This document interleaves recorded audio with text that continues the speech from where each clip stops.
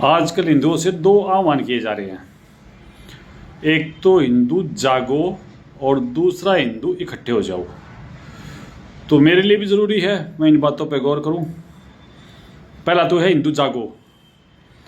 तो भाई जागना कैसे है, मतलब मुझे क्या करना है, हमें क्या करना है कि आप सब जो ये जागने की कह रहे हो आप ये मान लो कि हम जाग रहे हो।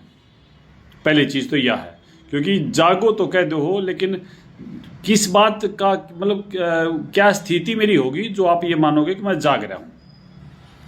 अब रही बात, मैं जिस तरीके से सोचता हूँ वो ये है कि भाई हमारा तो ना पानी चढ़ रहा था सारे तकरीबन जितने भी गांव थे आसपास के, और हमारी जो फसल थी धाना की वह ख़त्म होगी, उसमें कुछ बचत वाली बात नहीं रही, बहुत नुकसान हो गया। हम किसान ना कहे और हमने हिंदू भी कह लो, भाई हम हिंदू भी हाँ, किसान भी हाँ, हम इंसान भी हाँ।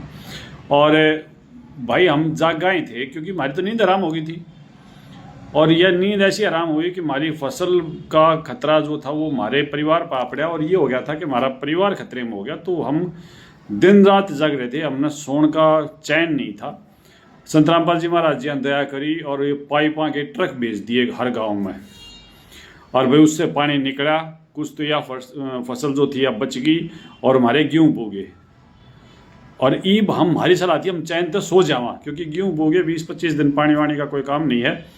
तो हमारी तो सलाह थी चैन तक सोने की, क्योंकि संत रामपाल जी महाराज जी ने दया कर दी थी कि हम सो सका थे। जाग तो हम रहे थे, और जब जाग रहे थे, जब कोई बजरंग दल कोई विश्व हिंदू परिषद आया नहीं देखने कि भाई तुम जाग क्यों रहे हो, तुम सोते क्यों नहीं, हमारा तो दिन रात का चैन खत्म हो गया था। और दूसरी चीज़ भाई तुम इकट्ठे हो जाओ। भाई इकट्ठे तो हाँ, हमारे शहर में भी 99% हिंदू हैं, 99.9%, हमारे गांव में भी 100% हिंदू हैं। मतलब कि इकट्ठे हो जाओ, कौन सी जगह पे इकट्ठे हो जाओ, और इकट्ठे होकर करना की है। मेरे तो ये बात समझ नहीं आती, दोनों की दोनों बात हमने तो ऑलरेडी कर रखी थी, और करे पाछे अब दोबारा फिर इकट्ठे हो जाओ। इकट्ठे करने खातिर दिल्ली से यात्रा करी वृंदावन, इकट्ठे हो जाओ। अरे इकट्ठे हैं, एक ही शहर में एक ही गाँव में इकट्ठे हैं। या दूसरी बात है कि भाई भाई के मुकदमे चल रहे हैं, तुम उन्हें नहीं सुलझा सकते। ये दूसरी बात है कि एक कुनबा दूसरे कुनबे के साथ जमीन के विवाद में फंस रहा है, तुम नहीं सुलझा सकते, और ना थारी नीयत। मतलब कहना क्या चाहते हो, तुम्हारे संदेश स्पष्ट नहीं है।